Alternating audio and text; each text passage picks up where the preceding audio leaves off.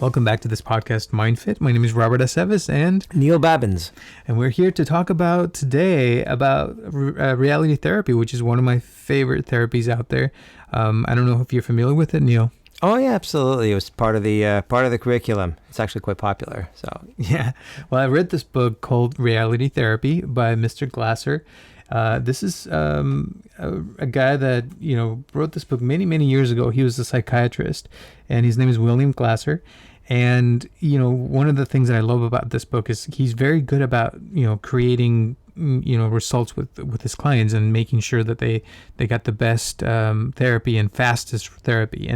And he would be someone who would be telling people like why are you feeling this way and why is it important, and multiple things. But the one thing that we're going to talk about today is one of his the things that I loved the most about this book is he mentions this 4 things. Like he says something like, for example, that you have your body and we have let's say what we want is to lose 100 pounds because we're overweight, right? Then we also feel depressed and we don't know why we feel that way. And if we want to change our weight and say, okay, I want to lose 100 pounds right now, usually that's not going to happen right away. That has to be a process for us to lose that weight, or for some kind of surgery or something that allows us to do that. Same with our emotions. If we are depressed, let's say we're suffering from depression, and then we say, okay, I want to lose my depression and I want to be happy now. It usually doesn't work that way, right? Mm-hmm. So he said those 2 things are really hard to change right away. But the 2 things that we can change today, right this very moment, is 1, our thoughts and what we're thinking in our minds, and second, what we talk about, what we say, which is kind of part of our beliefs or the way we look at the world. And so we listen to ourselves and we listen to what we say on a regular basis, and we also look at our thoughts and what we're thinking about the world, like we talked about in our last podcast about cognitive distortions. If we look at those things, then eventually, and we start changing our words and the things that we say and the phrases that we use for more positive phrases, for more positive thoughts, for example, then eventually our bodies and our feelings will follow, right? And we can change our emotions simply by changing what we say eventually, right? It doesn't happen right away, but the point is that if we start working on this, eventually we can get to a better place. So what do you think about this, Neil? Absolutely. I think that it does something that we can control and what we cannot control. Separating those into 2 columns is very important. Oftentimes we try to focus on what we cannot control and wish we could. We tell ourselves things about ourselves because we can't. But what we could control is our thoughts. What we could control is what we believe about ourselves, about the world, and ultimately about our future and about what we could manifest. So thinking about what is our reality is really the question. What is reality, and how do we know what's real? Is what's real what's been socially constructed? It's what's real the way we've been raised, what we've been told to believe, or what everybody else believes. Is it a common norm that we're adhering to? Is it something we just always assumed was true? What is reality, and how do we know what's real? So same thing about ourselves. When we have certain thoughts, how do we know that our thoughts are not betraying us? How do we know that our thoughts are accurate? How do we know that our thoughts are serving us in the best way possible? If you shift your thoughts or choose your thoughts, because really reality therapy is really a choice therapy. It's based on choices, making choices in any given moment. So I can choose how I'm going to think, what I'm going to think, how I'm going to color what I'm thinking. And that really will affect what I believe about myself, about the world, about my day that I'm having. And that ultimately will adjust my feelings, because my feelings are like a reservoir. They're all down there, and whichever one gets tapped into based on my thoughts, is the one that's going to get tapped into. And there you have it. You just either, create a world, a day that feels this way or a day that feels that way. That really is your ultimate choice. But people, you're right. What you said earlier, people tend to take it, they flip it. They think, I could just change how I feel. I'm sad. Oh, cheer up. Yeah, okay. I can, like a lot of people say, and one of my least favorite expressions is fake it till you make it.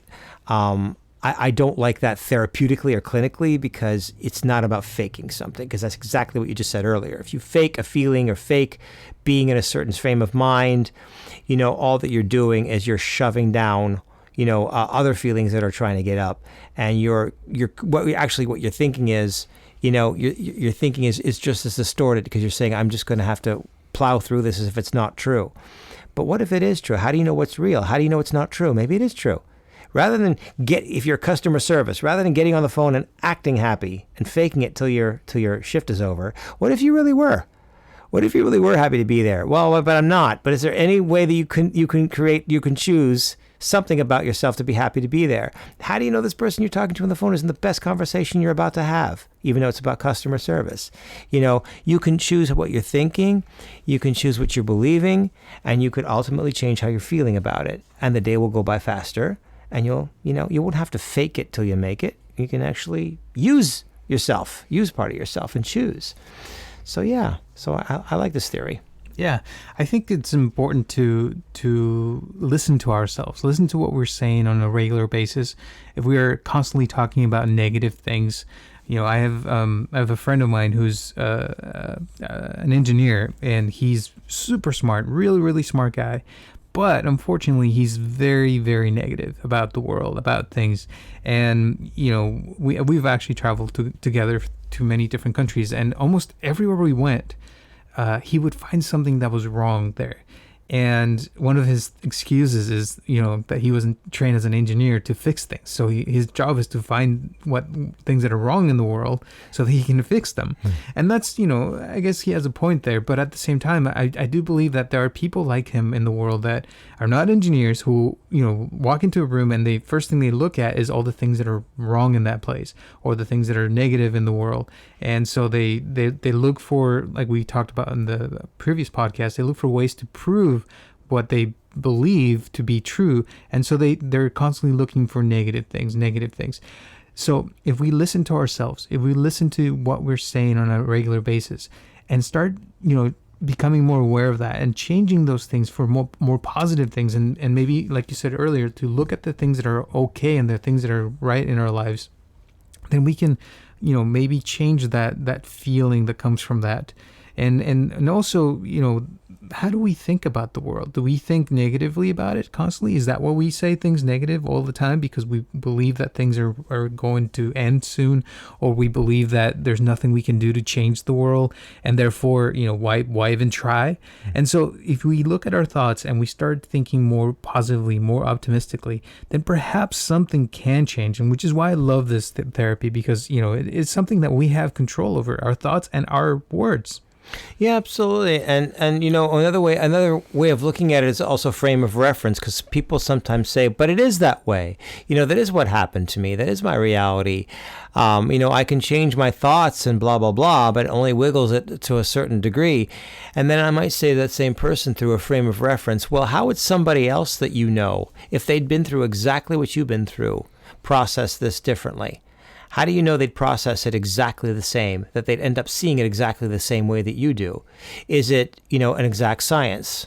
If I grow up with your experiences, A, B, C, I'm going to end up thinking X, Y, Z. How do you know that?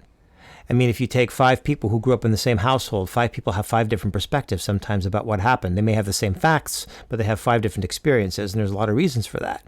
Or you could just choose somebody that you know and admire and ask yourself, how would they process this if they went through exactly what I went through? Is it me making choices about how I'm choosing to think, or is this really the reality? And how do I know that it's reality versus how I'm thinking about it and how I've been thinking about it? I remember from last podcast, thoughts are automatic. So we automatically have them. So we automatically assume that they're correct until we filter them, until we step in and say, wait a second. Another way we can filter them is through frame of reference. How would somebody else see this? How do I know that the way I see it is the reality, or is it just my reality? And then some people want to say, but it's my experience. They're my feelings, and I'm entitled to them. I didn't say you weren't. But they don't have to be your feelings. They don't have to be your thoughts. You could ask yourself, how would somebody else see it, and how come they'd see it differently? So it gives you the access to choice. Yeah. Right. I feel like all these things, have a way for us to actually do something in our lives versus, feeling impotent or feeling like we can't control things like our bodies. Like I said earlier, if our bodies are not, the way we want them to be right now, that doesn't mean they can't be in the future. That we can steer our lives in a certain way, or same with our feelings. If we're not feeling the way we want to right now, there are things we can do to change that. And so that's why it's important to look at ourselves and be mindful of where we are and where we want to be in the future, and look at our reality. And that's why it's important to be aware of these things, and totally, agree with you with what you said too. Mm-hmm. Yeah. Choosing different thoughts, and then that'll invoke different beliefs, and those beliefs will lead to an adjustment of feelings, and then your whole world can change. Yeah. It's also important to keep in mind the people that you hang out with, and sometimes those people also have how would I say, an effect in your life, because sometimes maybe that depression or that anger or the way you feel about the world is not really you just taking it from your dad or your mom or somebody that that that's close to you. I can give an example of that. Another friend of mine, there was a time when I was kind of not feeling very happy about life, and I noticed that my friend felt that way all the time. And I was such good friends with him that I wanted to agree with him on all the things that he said. And so I was kind of angry at the world. And to give you an example, he never liked to tip at the restaurants. So I would go to a restaurant and start feeling like, okay, maybe he's right. Maybe we don't have to tip. And I would start to feel, this negative emotions, because when I tip people, I feel good. I love tipping, but when my friend was not doing it, and I kind of felt like the need to actually, be like him, or in some way or another, like they affect your life. And so hanging out with people that are more positive is also important. And sometimes changing other people is not easy, but changing yourself is. Yeah, absolutely. I like what you said about sometimes we choose people, we gravitate towards people who either influence how we think or are already sort of thinking the same way that we are. So we gravitate towards them, we sort of reinforce each other, and we build upon each other, and that becomes a more heavily constructed reality, because it becomes reinforced by, through frame of reference, but more in a negative sense. If you look around you, what does your social circle believe? Sometimes, families or communities have a certain sense of reality, a certain sense of language and belief that sort of reinforces itself. So ask yourself who's around you, who you're surrounding yourself with. Sometimes I ask the question, what if you, that other entourage across the hall, what if you hung out with them for a day? You might feel like a fish out of water, but maybe that's, in a way, it's a good thing, because you might, start to realize how you've been thinking automatically and what you've been believing automatically, that another family, another community, another entourage, another clique sees a little bit differently, sheds a little bit of different light on the same reality, the same facts, just completely views them differently, interprets them differently, experiences them differently, which gives you the insight that it's not one thing or the other. It's really what you're thinking. It's really the choices you're making that form your reality, and your reality forms how you feel. Yes, I love that. It's your choices that form your reality, and that's very true. That's one of the things that Buddha used to say, that we are the result of all our thoughts and everything that we've ever decided in the past. And so we can start controlling that right this moment by looking at our thoughts. What are you thinking? What do you think about the world? What do you think about the people that are around you? What do you think about the things that you have? Some people have everything. They could have millions and millions of dollars and still be unhappy because of their thoughts, because in their mind they don't have anything, or they don't have what they want. Maybe they wanted something that was even bigger, like they already have a big house but they want a bigger house, or they have a nice car but they wanted a nicer car, or they have a nice body but they wanted an even nicer body, or they just wanted this or they wanted that. And it's that desire, the wanting of more things, that makes us so unhappy a lot of times, instead of being grateful for what we have, right?